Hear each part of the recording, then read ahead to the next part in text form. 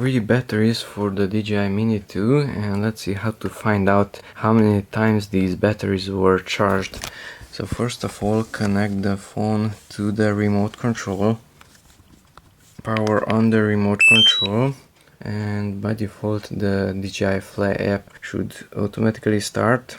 Okay, now insert the battery, short press and long press the power button.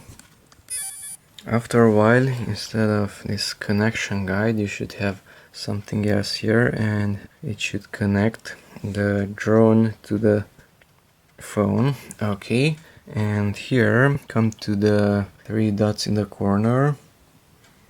Here on the safety tab, come to this battery info. So after find my drone, battery and battery info, and the battery cycle count 127. So that battery which is inside the drone was charged 127 times. Now let's power off the drone by short pressing and long pressing. Okay, connection is interrupted. Now remove this battery. You have to push down that portion. Get the next battery. Short press, long press.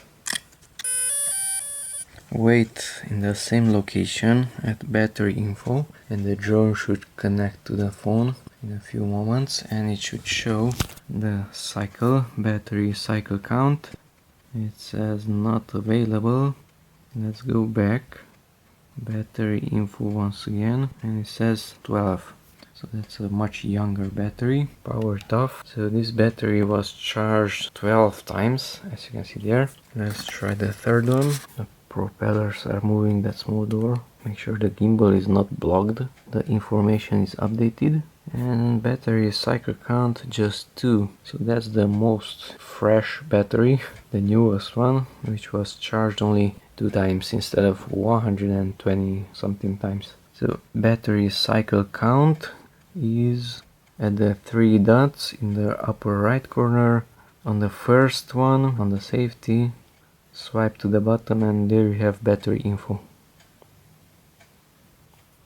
Short press, long press, short press, long press, disconnect, close.